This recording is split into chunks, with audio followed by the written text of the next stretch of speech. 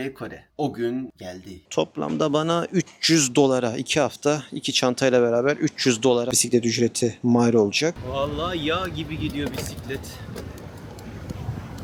Yani baba bırak ben gideyim diyor bisiklet öyle. Ana sürmüyorum gibi sanki. Çok güzel yollar ya. Ben hayran kaldım şu anda buralara. Bir kanalizasyon kapağı gibi bir şey koymuşlar. Merhaba yazıyor. Türkiye, Ankara. James abime çok teşekkür etmek istiyorum. Çünkü Güney Kore'de uzun bir tatil dönemiymiş ve bana tek geri dönen kişi James abiydi. Thank you so much. Hiç kilogramıma bile bakmadılar ya. Dedim Japonya'da yaşıyorum. Oturum kartımı verdim. Bir şeyleri not aldı böyle. 500 bin won çektim. O da yaklaşık $350-400 civarı bir şey oluyor. Bisiklete Japonya turunu yaparken maddi imkanlardan dolayı çoğu şeyden kısıyordum. Bu sefer kısmayacağım. Usturayla amcam içimden geçti ya. Birkaç yeri de kanattı sanki. Niye bizim ortalama yaşımız 60-65 iken bu insanların ortalama yaşı 85-90 oluyor? Niye bizden 20-30 sene fazla yaşıyor bu insanlar? Canımın içine geri döneceğim. Bakalım neler yaşayacağız. Cemkun Güney Kore'de yollarda.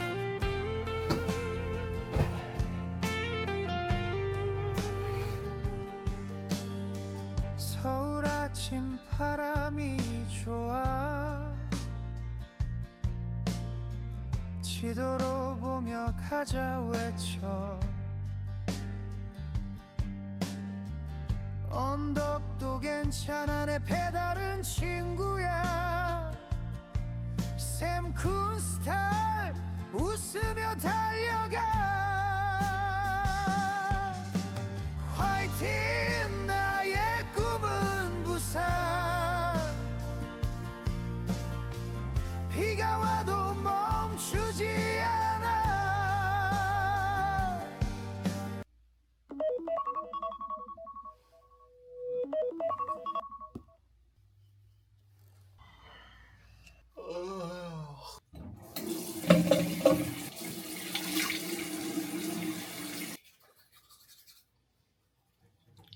Bisikletle baştan sona Güney Kore'yi geziyorumun bir önceki günü. Az kaldı. Geliyor. Takamatsu'dayız. Yağmurlu bir gün. Bisikletime kavuşma vaktim geliyor. Abiler ev taşıyor.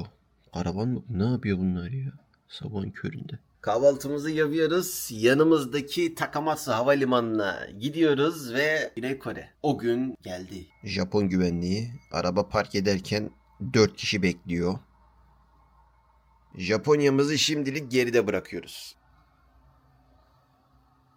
Hayat sana güzel be kuş. Vizesiz, pasaportsuz uçuyorsun ne güzel. Bu tur boyunca bol bol böyle dağ tepe yeşillik göreceğiz. Bilet sırasındayım. Bir tane yabancı yok benim gibi.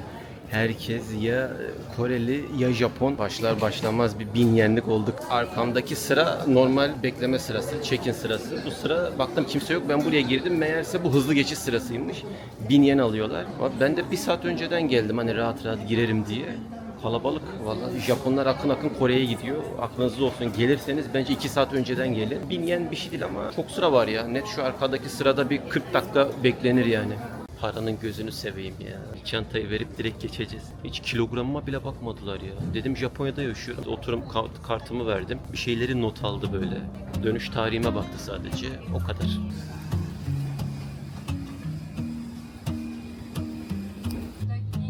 In the heart of the city, under grey sky, in deep corners, where shadows lie, finding the truth in an echo's cry. This is my identity, it cannot die.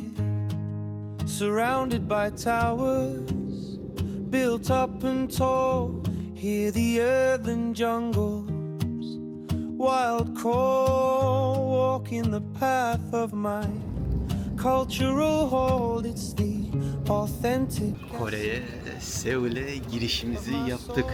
Abi öyle bir uyumuşum ki, şöyle açıklayayım. Uçaktan inerken Koreli hostesi arigato gozaimasu dedi. Çok güzel bir turun başlangıcı için Kore'ye ayağımızı bastık. Kazasız belasız ülkeyi baştan sona bisikletle gezip canımın içine geri döneceğim.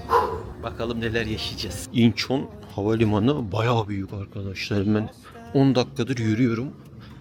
Ve gezdiğim havalimanları arasındaki en uzun bu yürüyen bantlardan gidiyorum. Ne kadar büyük ya. Koreliler Japonlara göre daha büyük diyorlar. Uçakta bana böyle bir giriş formu verdiler. Klasik ad, soyad, ülke, tarih, adres yazıyorsunuz. Gelmeden önce KETA başvurunuzu da yapın. 1-2 saatte onaylanıyor. Ön vize gibi, onun bir garantisi yok ama onu yapmadan maalesef uçağa bindirmiyorlar. KETA önemli. Bize zaten vizesiz. Hayatımın en hızlı pasaport geçişi oldu arkadaşlar. Makineden el parmaklarınızı okutun. Parmak izi alınıyor ve hepsi Türkçe. Hepsi Türkçe yönlendirme. 3 ay Türk vatandaşlarına yani bizlere Güney Kore vizesi. Otobüsle Itaewon'a gitmem lazım. Kardeş ülke Güney Kore'ye geliyorsun ve girerken size hoş geldiniz diyor Türkçe. Ne güzel ya. 1367'den bozuyorlarmış. Paramı çektim. 500 bin won çektim. O da yaklaşık 350-400 dolar civarı bir şey oluyor. En büyük paraları yokmuş. 50 bin won'dan verdiler bana. 20 tane bundan verdi. Öğreneceğiz. Kore'yi öğreneceğiz. Nakit önemli. Seul'de Kredi kartı geçiyor ama yerel bölgelerde nakit ihtiyacımız olacak. nakitle de çok uğraşmak istemediğim için bir seferde böyle aradan çıkardım. Şehir merkezinde change ofislerin iyi olduğunu duydum açıkçası. Doları böyle Japon yenine göre bir tık daha kötü çeviriyorlar. Kurlarına baktım ama en güzeli Seul istasyonun yanında bir yer buldum. Orasıymış. En güzeli orası diyorlar. Bu kadar konuşma yeter. Itaewon'a gideceğim. Itaewon hem bisikleti alacağım yer orada hem de bugün kalacağım otel orası. Basement 1 B1'e gidip oradan Itaewon'a giden direkt otobüs biletini alabiliyormuşum. 1,5 saat bir şey sürecek. Bisikletle Japonya turunu yaparken maddi imkanlardan dolayı çoğu şeyden kısıyordum. Bu sefer kısmayacağım. Güzel bir tur olacak. Kaliteli bir tur olacak. Şimdiden video beğenmeyi, paylaşmayı, abone olmayı unutmayın. Nereden gidiyoruz abi?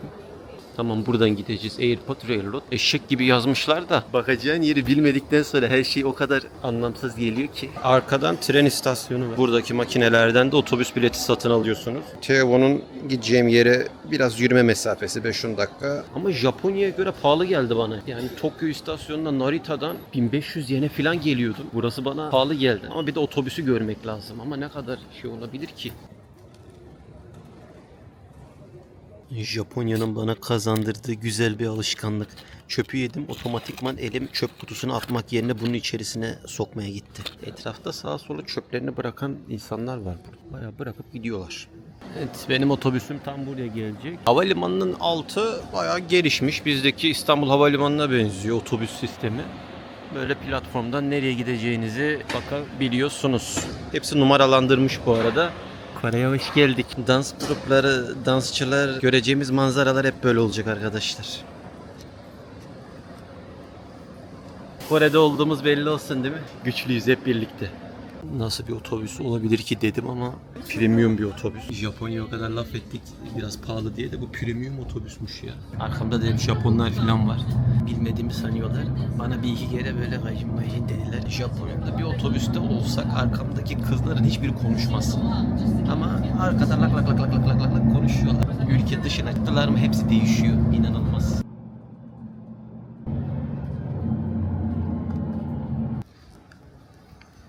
Biri kartını düşürmüş. Özellikle Seul böyle girintili çıkıntılı. Şöyle arkadaşlar. Bir otelime yerleşeyim, güzel bir yemek yiyeyim. Başım döndü, midem bulandı ya. Otobüs böyleydi. Yokuşu kaçırmışım. Burada Google'da çalışmıyor. Kakao Map kullanıyorum. Şehri anlamanın en güzel yolu zaten tepeden görmek. Ama çok BMW gördüm ya. Çok BMW var. Bu Koreliler BMW çok kullanıyor. Evlerin düzeni, şekli Japonya'dan çok farklı. Birbirinden tamamen farklı. Biraz bir eski bina görüntüsü çok fazla. İzlediğim Kore filmlerine çok benziyor sokaklar. Buralardan gidiliyor mu acaba? Doğru yolda mıyım bilmiyorum ama binaların işlerinden geçeceğiz. Madeong Senko abim sanki buralardan çıkacak gibi ya. Onun çok gangster filmini çok izlemiştim ya. Koşa iri cüssesiyle sokakların arasında adam dönmesi çok güzeldi. Beni soktuğu yol bu. Doğrudur herhalde. Japonya'nın sokağa araba park edilmesinden sonra buralar biraz tabi garip geldi. Her köşe başında. Hani bu arabalar nasıl böyle duruyor? Hiç devrilmiyor mu ya? Koreliler biraz rahat galiba. Kore gezimiz çok güzel başladı arkadaşlar. Sırtımızda teçhizatla Kore askeri gibi in çık yapıyoruz. Kore'deki trafik ışıklarında yer yanıyor böyle. Ne güzel değil mi? Kırmızı yeşil yerden yanıyor. Eti suya koymuşlar. Ne eti bu? Kobe eti mi acaba? Tongo dil diyor. Koreliler böyle barbekü çok seviyor. İçeriye geçiyorsunuz. Şöyle oturuyorsunuz. 1000 won buranın 100 yeni. Yani ben biraz Japonya'ya göre kıyaslayacağım. Ben bunu çok yiyordum. Bir ara burada gönüllü çalışmaya geliyordum da böyle soğuk noodle çok yiyordum burada. Domuz kafası var. Ripli mipli kaburga. Böyle fiyatlar güzel, yerel yer burası.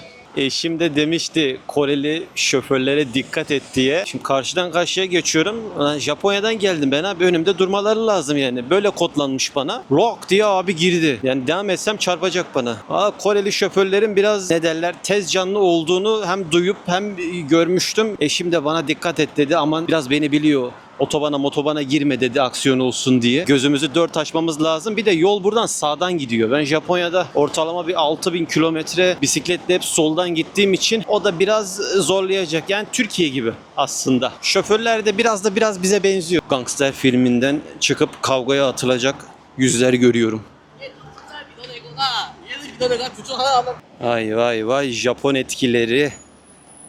Bu Kore'ye benim 4. gelişim. Her seferinde şaşırıyorum. Bir kere bu kadar BMW aracı, bu Genesis'leri falan gördüm. Bu Hyundai'ın üst modeli. Biraz böyle Mercedes gibi. Onları çok gördüm havalimanından itibaren. Üst segment gibi. Biraz statü göstergesi anladığım kadarıyla var. Korelilerde biraz var. Daiso buraya bile gelmiş Daiso'ya. Hangi ülkeye gidersem gidip söyleyeceğim şey sarışınlar. Sarışınlar dünyayı en çok gezen insanlar. Özellikle İngilizler. Burada en çok duyduğum sesler biraz da gece hayatının popüler olmasıyla ilgili diye düşünüyorum. Havanın kararmasıyla buralar Kore alevi baharatı şeklinde yanacak gibi bir izlenim var. Güney Kore'de, Seul'de, başkentte yolun ortasında böyle bir kanalizasyon kapağı gibi bir şey koymuşlar. Merhaba yazıyor Türkiye Ankara. Kore filmleri de güzeldir bu arada. Parazit'i en az 5 kere izlemişimdir. Koreliler biraz bize benziyor. Sıcakkanlı, bize özel değilmiş ya. Her ülkenin burada ismini yazmışlar ya. Ben de sandım bize özel. Benim kalacağım otel tam burada. Merkezde Hamilton. Abi kafayı bir çeviriyorsun. Karşıda Taksim kebap var. Kebapçılar çok popüler buralarda. Güney Kore otel tanıtımı. Bu arada kahvaltı dahi 90 dolar. Manzara fena değil. Evet, dekorasyon fena değil. Burası zaten business otel. Ne kadar büyük ya. Koreliler de Japonlar gibi tuvalet kullanıyor. Ne güzel. Bunlar kendi markaları mı ya? Ey Kore, sen mi büyüksün ben mi? Hadi bakalım başlıyoruz.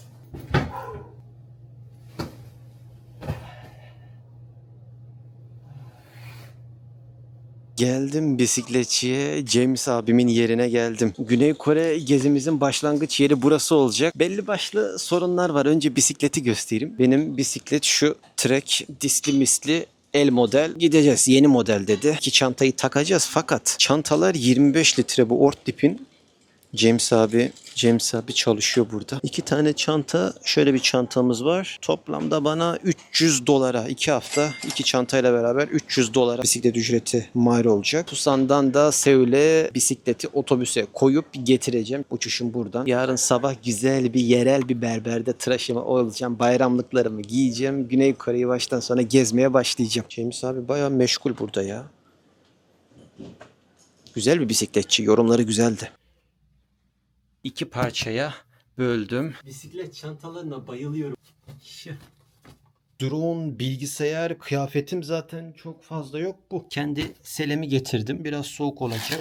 Kendi aparatımı getirdim. Bisikletçi abime geri vereceğim. Geldiğimde senden alacağım diyeceğim. Alır herhalde ya. James abi böyle güzel bir abiye benziyordu. Giydiğim pantolondan kullandığım powerbank'e kadar, çantasından bisiklet markasına, osuna busuna kadar hepsi açıklama biçimde olacak. Böyle bir tur yapmak isterseniz size son derece faydalı olacak. Çünkü benim baktığım bir elin parmağını geçmiyor bu şekilde. Baştan sona cross country dedikleri, ülkenin başından içinden böyle geçerek giden çiftler görmüştüm YouTube'da. YouTube videoları çeken, tek başına gezenler var ama Avrupalı bir İngiliz, bir Amerikalı bir Avustralyalı kadar yokuz, olmamız lazım. Olacağız. Japonya'yı bitirdik. Şimdi sıra Güney Kore'de. Biraz uzun konuştum ama kızgınım, hem sinirliyim, hem duygusalım, hem sevinçliyim. Başlıyor birinci gün. Hamilton Otel'de kaldım. Itaewon'un hemen istasyonun yanında. Bu oteli şöyle önermeyeceğim. Hemen yanında gece kulüpleri bangır bangır saat 6'ya kadar müzik çaldı. Ulan tamam, kulüpsün, binanın içerisinde çalman gerekiyor normalde de. Bayağı 8. katta olmama rağmen bütün gün değişik değişik rüyalar gördüm. Sabahın köründe başlamış. Bu nasıl bir kural var bu ülkede, anlamadım ya. Saat 8, inşaat 8'de başlıyor. Kulüpler bangır bangır ses gürültü yapabilecek şekilde şarkı çalıyor. Hiç kimse şikayet etmiyor mu ya? Güney Koreli ustamın yanına gidiyorum. Asırlık, çınarlık kuaförü olan bir ustama önce bir bayramlık tıraşım olalım. İşte o gün bugün arkadaşlar. O gün bugün, önemli günlerde açtığımız Antep fıstıklarını açmanın vakti geldi. Açın Antep fıstıklarını. Güney Kore'yi baştan sona bisikletle geziyoruz. Gece rüyada bir hayvan gördüm. Galiba dünya üzerinde böyle bir hayvan yok. Ayakları uzun, böyle cüce gibi. Değişik ses çıkarıyor. Gözleri böyle uzaylı gözü gibi. Kore club müziği dinlemenin getirmiş olduğu bir şey galiba. 33 senelik hayatımda ben böyle bir hayvan görmedim. Salonun ortasındaydı. Salonun ortasına sıçtı. Bildiğince az eşyayla gezmek lazım abi ülkeleri. Asırlı berber salonumuza geldik. Tıraşı burada olacağız arkadaşlar. Son halim bu. Amca bir kere işinin ehli. Şimdi içeride neden çekemedim? Önce bir kendimi tanıttım. İşte YouTuber'ım dedim. Güney Kore'yi baştan sona gezeceğim dedim. Kim olduğumu tanıttım. Amca hesap makinesini çıkardı. Dedi 100.000 won ayrı çekim için. Tıraş için de benden 50.000 won aldı. Büyük ihtimal kazıkladı beni. Bir saat, bakın 1 saat beni usturayla abi ameliyat etti, ameliyat. 33 senelik hayatımda bu kadar detaylı bir tıraş olmadım. Tek tek bütün kılları kesti. Yalnız favorileri şurayı biraz uzun bıraktı. Kore stili mi nedir bilmiyorum ama 1 saat böyle yattım abi. Seul'de 1 saat böyle yattım. Amca benle birden fazla kere YouTube için pazarlık yaptı. Para pazarlığı. O biraz hoşuma gitmedi. Dükkanı gösterken nedeni de hoşuma gitmedi açıkçası. Yani Kore'yi baştan sona gezeceğim abi. Hafiften bir dakika kendimi göstersem ne olur, göstermesem ne olur. Şu çantalarımı alıp artık bisikleti sürmek istiyorum. Usturayla amcam içimden geçti ya. Birkaç yeri de kanattı sanki. Neyse, Kore'de de tıraş olmadık demeyiz. Geldik, bisiklet hazır. Güney Kore'de baştan sona benimle beraber olacak yadigar bu arkadaşlar. Biraz uzun sürdü.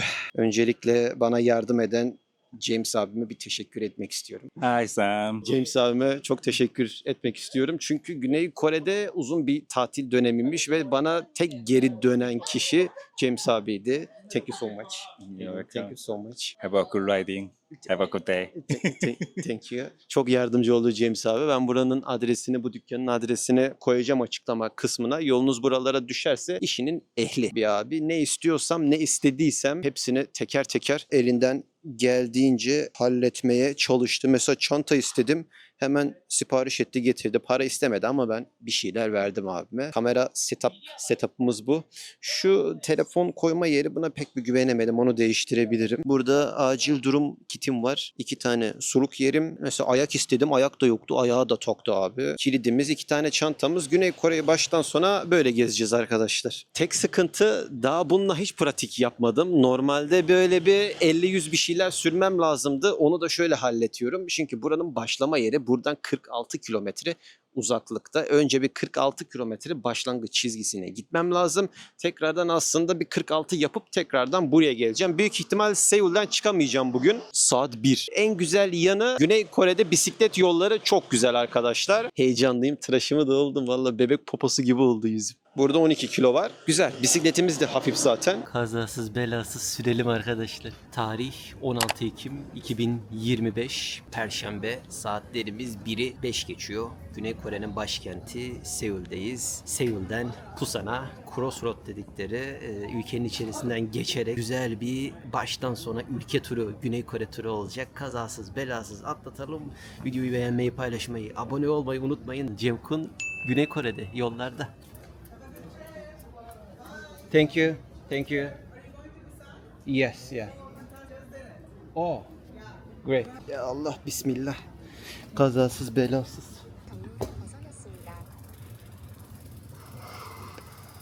Bisiklet harbiden el büyük. İyi mi yaptım, kötü mü yaptım bilmiyorum ama el bisiklet.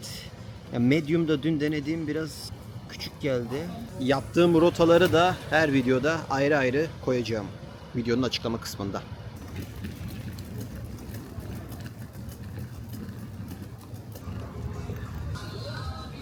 Böyle sağlardan gide gide yeni doğmuş bir Jim Kun Kore'de trafiğe adapte olmaya çalışıyor. Bir de yüklü bisiklet arkadaşlar. Yüklü bisikletle yüksüz arasında maalesef fark var.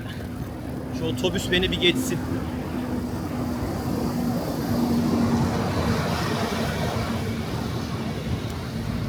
Vallahi yağ gibi gidiyor bisiklet. Baba bırak ben gideyim diyor bisiklet öyle. Ana, sürmüyorum gibi sanki. Başlar alışma süreci olacak. Kore yokuşu bunlar. Birkaç kere taksiye bindim buradan ve midem bulandı. Bir dönüyoruz bir yerlere gidiyoruz. Bisiklet yolunda görüşelim. 7-Eleven'lar var. İşleyiş güzel. Yani bisikleti böyle bıraksam herhalde bir şey olmaz. 10. dakikadan herhalde bisikleti çaldırmam gibime geliyor. Bisikleti kilitlim abi. Ne olur ne olmaz. Ben büyük bir Pocari alayım da. 1,5 litrelik Pocari aldım. 2 litrelik de su aldım. Bunları arka çantaya koyacağım. Ben büyük ihtimal bunları bugün bitiririm. Çok terliyorum abi. İnanılmaz su akışım var benim vücutta. Birazcık Kore trafiğini izlettireyim. Abi ne yaptı öyle ya? Işık falan yok burada. Ay maşallah. Bisiklet yoluna asansörle ineceğim. Şu karşıda Kore'de aşağı in ve yürü yazıyor. Koreli amcam geliyor. Kore'nin bisiklet yolu Japonya'dan güzel diyorlardı. Ülkenin başından sonuna zaten gidebiliyorsak güzel. Bu kadar mı geldim ya? Köpekle koşmayın, tavşanı vurmayın, kazı kazmayın, araba sürmeyin. Baba amca biraz önce benim önümden geçti. Eğer bu yol 46 kilometre böyleyse ki önümde 15.9 yazıyor galiba köprü geçişine kadar. Ben sürerim.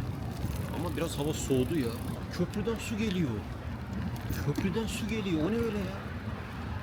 O ne ya? Koreliler bisiklet üzerinde çok karizmatik oluyorlar ya. Şu ana kadar yani Seul'de şişman insan görmedim. Kendi vücutlarına bayağı bakıyorlar gördüğüm kadarıyla. Bu ne bu? Bakar mısınız? Canımın içi göreydi şu bulutları cibli gözleriyle kesin bir şeye benzetirdi. Bir bilgilendirme yapmak istiyorum. Ben bu tarihlerde eşimle Türkiye'de olacaktım. Fakat eşimin babası ameliyat oldu. Yaklaşık bir ay kadar işte hastanede rehabilitasyonla birlikte vakit geçirmesi lazım. Belle ilgili bir rahatsızlığı vardı. Bize dediler gidin Türkiye'ye sorun olmaz da eşim de hemşire olduğu için biraz da ana babasına düşkün doğal olarak. Sen git ben de o esnada Güney Kore'yi gezeyim. Hem sen böyle kafa dinlersin, ailenle vakit geçirirsin. Ben de Güney Kore'yi gezmiş olurum. Durum bu. Normalde bu tarihlerde Türkiye'de olacaktık ama kısmet seneye. Seneye geleceğiz. Seneye doğum günümde Türkiye'deyim. Her şeyde var bir hayır. Ana su bitti. O konuşurken suyu bitirdiler. Çok güzel yollar ya. Ben hayran kaldım şu anda buralara. Adamlar her bulduğu yere bir şey koymuş ya. Tenis kortu koymuşlar. Sadece yolda bisikletlerin olması da çok büyük güven. Biliyorsun başına bir iş gelmeyecek yani arabadan ondan bundan dert gelmiyor. Banpo Köprüsü'ne giriş yapıyoruz arkadaşlar. Seul'deyiz. Kore'nin başkentindeyiz. Banpo Bridge, Rainbow. Ne güzel herkes koşuyor, spor yapıyor. Adamlar köprüyü yürüme, koşma, araba yeri yapmışlar ya. Ne güzel bir özgürlük. Özgürlük çok güzel bir insan hayatını kolaylaştıran bir şey. İmkanı sunmuş. İsteyen istediğini yapsın diyor. İmkan. Cevap burada imkanı sunmaları. Bu köprüyü sadece bir şirkete kiralayıp araba bilmem kaç geçişlik para da alabilirlerdi. Ama yapmamışlar. Ay, sanki Japonya'dayım.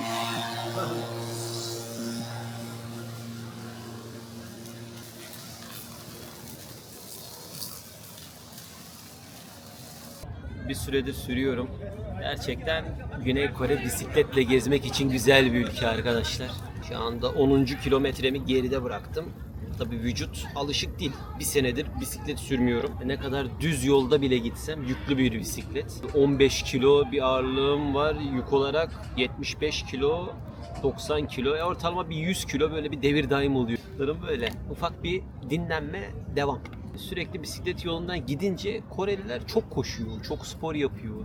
Herkes böyle bir parklara dağılmış. Belediyeler demek ki burada güzel çalışıyor. Aktiviteler böyle arkamdan gelip geçen insanları görüyorsunuz ücretsiz. Parklara oturmuş insanlar. Güzel. Japonlara göre tabii daha enerjikler, daha böyle sıcakkanlılar, biraz fevriler. Birkaç kere arkamdan bisikletli geçti. Hızlı sür diyor, hızlı sür. Ulan sana ne istiyorsam hızlı sürerim, istiyorsam yavaş sürerim değil mi? Högmison abi. Güney Kore'de daha 10 kilometre tamamladım ama bir sayfa dolusu konuştum.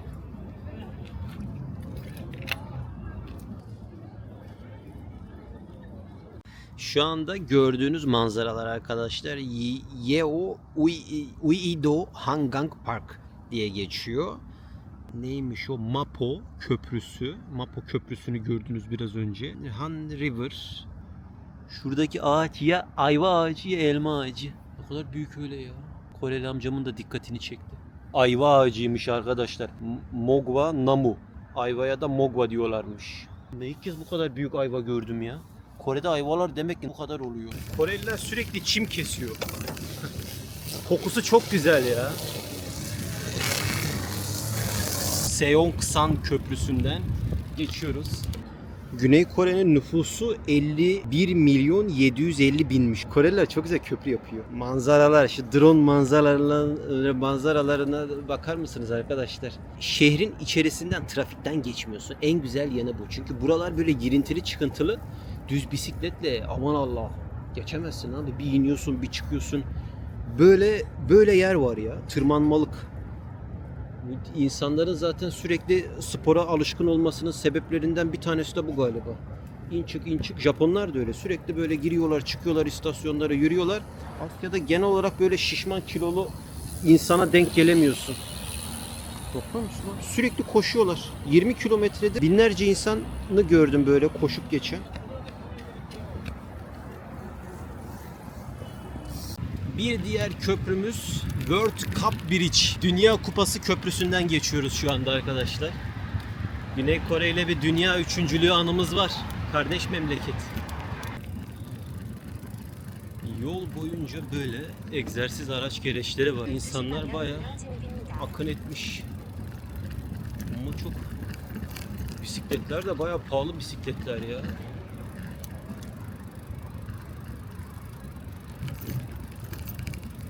Herkes spor yapıyor ya. Ne güzel memleket. Arabanın geçmemesi gerçekten çok büyük özgürlük. Kafam inanılmaz rahat.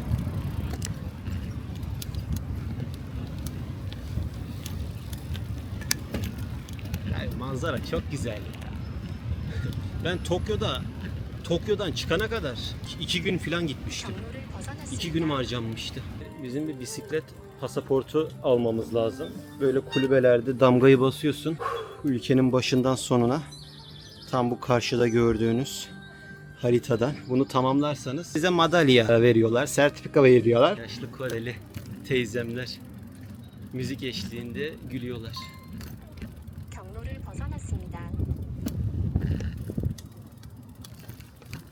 Gimpo muydu? Ne havalimanı? Burada ikinci bir büyük havalimanı var. Gimpo. Mola vakti. Güzel. Buranın dinlenme tesisi arkadaşlar. Bisiklet dinlenme tesisi. Böyle seyyar satıcılar var. 2 tane hot dog aldım. Çeviri yardımıyla biraz anlamaya çalıştım. 4-4,5 dolara geliyor. Vallahi açlıktan ölüyorum. Kore hot dogları da geldi. Kore güneşi vururken bize. 10 kilometrem kaldı. 2 tane hot dog deyince Koreli çocuk şaşırdı. Maşallah.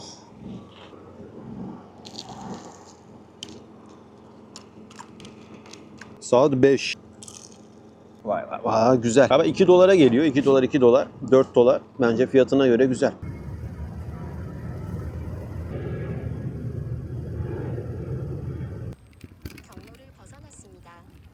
Asya'da gün batımları çok güzel oluyor. Biraz da kafayı dağıtmam için böyle bir tur gerekliymiş. Onu anladım bugün. Yaşla bir ilgisi var mı?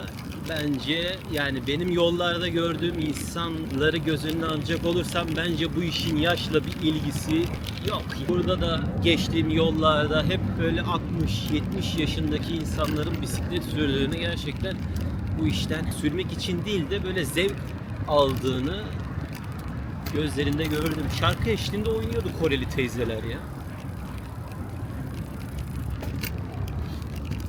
Böyle bir imkan sağlanmış mı? İnsanlar ne yapıyor? Önemli olan bu. Bu tür turlarda hep böyle bir sorgulamaya itiyor. Sürekli bir sorgulama hissi geliyor. Abi bizde niye yok abi? Ya keşke bizde de olsa. Sorularını hep soruyoruz. Özellikle bisikletle Japonya turu. Şimdi bisikletle baştan sona Güney Kore turunda ki bu iki ülke gerçekten de günlük yaşamda sporunu yapan, aktif olarak günlük hayatın içerisinde bunu kendine entegre eden iki tane millet. Niye abi niye bizim ortalama yaşımız 60-65 iken bu insanların ortalama yaşı 85-90 oluyor? Niye bizden 20-30 sene fazla yaşıyor bu insanlar? Böyle böyle sorular işte insanın aklına gelen sorular.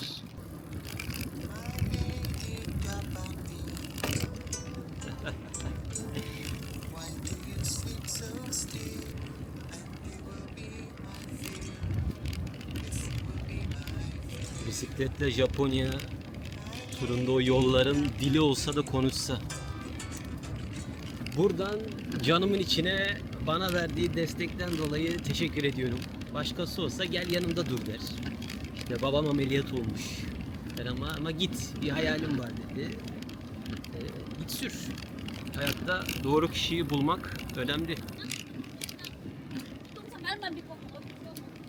Ben dünyanın öbür ucunda biraz uzak 10.000 kilometre ötede buldum ama anam bey Kantarit zamanı geldi. Önümüzdeki 700 kilometrede bol bol bunu dinlerim.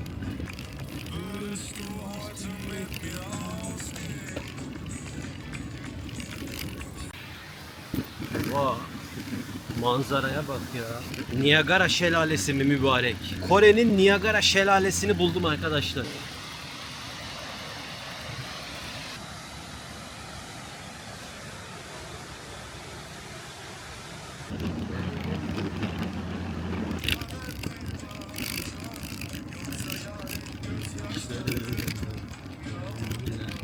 Köprülerin ayaklarında bisikletler çıksın diye asansörler var. Normal insan da çıkıyor ama bisikletle de çıkabiliyorsunuz. Manzara tepede çok güzel de bir çıkalım bisikletle. Sonra yine ineceğiz. Az kaldı. Geldik zaten. Biraz daha gitsem Çin'e geldim zaten. Geldim. Önce başı verecektim ya.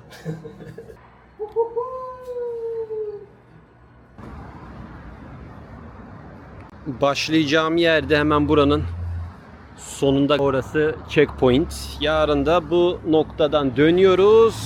Seul merkezden sabahın köründe devam edeceğiz. Japonya turunu yaparken söylemiştim. Seneler sonraki kendimi çok kıskanıyorum diye.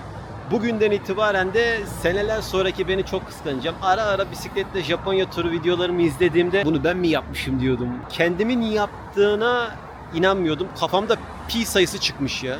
James abime de teşekkür ederim. Bana gerçekten çok rahat bir bisiklet verdi. Şu an için bir sorun yok. 50. kilometreme geldim. İleride kalacağım yer Crossroad dedikleri ülkenin başından sonuna başlangıç yeri. Seul'de tam da şu kulenin olduğu yerde.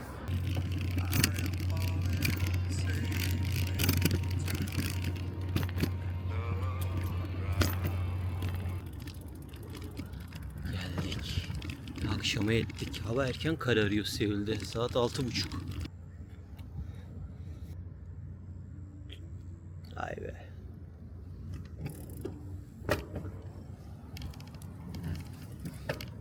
Güzel. Otelimizin hemen yanında market de var. İşte bugün ne yapıp ne yapmayacağımı biraz da pratikle öğrenmiş oldum ilk 50 kilometrede. Yanıma kuru yemiş alacağım. Bol bol su içeceğim. Su içmeyi unutuyorum.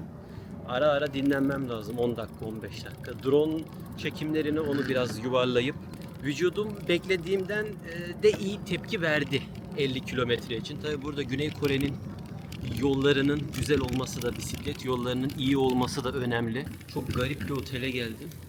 Dur göstereceğim, çok enteresan. İlk kez böyle bir sistemde otelde kalıyorum. Dur, bura benimdi. Şimdi benim odamın altında park yeri var. Arabada park edebiliyorum. Motorda, bisiklette. Ben bunu bilmiyordum. Ucuz diye yaptım açıkçası. Bak şimdi. Burası komple üst katı bana ait, alt katı bana ait. Bayağı $30 kalacağım. Hatta 28 dolara falan geliyor, daha uygun.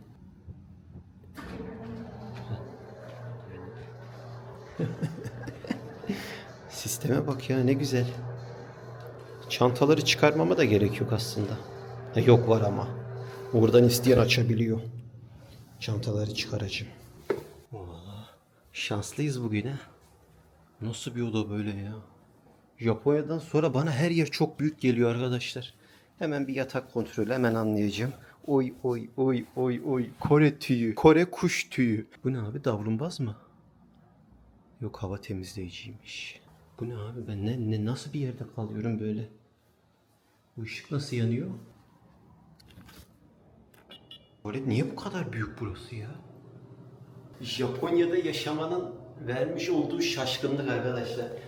Japonya'da böyleyiz ama aşırı büyük yani. Aslında gerek yok bu kadar şey. Japonya'da banyoyu beğenmiyorsun. Büyük yere geliyorsun, büyük yeri beğenmiyorsun. Tam bana göre ya, Korelilerin boyları uzun mu ya? Niye her şey burada çok büyük? Enteresan. Alt katta özel parkım var. Bilgisayar bile var. Bayağı Samsung kasalı bir tane bilgisayar var. Manzara neyi görüyor acaba? O ne lan öyle? Vücudu öğrenmiş olduk. Şimdi ben bir güzel bir banyo yapayım. Ufak bir yemek yiyeyim, alttaki marketten bir şeyler alayım. Sabahın 6'sında kalkıp kahvaltımı edip 7'de de yola çıkacağım. Planım bu. Yolda gelirken düşündüm bunu. 3 saatte 50 kilometre yol gelmişim. Güzel. Incheon Bay Hotel burası. Yolunuz buraya düşerse Incheon Havalimanı'nın, yani yakın, Incheon Havalimanı'na yakın. Günübirlikte kalınabilir. Arabayla geliyorsanız buraya kesin gelin zaten. Altta bildiğiniz özel otoparkınız var. Bir de 30 dolar. İnşallah başımıza bir iş gelmez. Her yer kapalı çünkü. LG marka klima var. Kondom koymuşlar. Japonya'daki aşk otelleri gibi. Hem de 2 tane koymuşlar. Bana tıraş bıçağı lazım. Favorim düzeltmeye geçeyim de ilginç. Normal düz bir otelde bunu koymaları. O ne ya? Televizyon açıldı kendi kendine. Bir kuşkulandım buradan abi. Pancurlarla kapalı, davlumbaz koymuşlar. Altta otopark kapalı. Bir kuşkulandım. Hadi bir gözümüz açık uyuyacağız bugün. Hadi bakalım. Çok gülünce başımıza iş geliyor abi. Bisikletle baştan sona Güney Kore'yi geziyorumun birinci günü böyleydi. İkinci günde görüşmek üzere.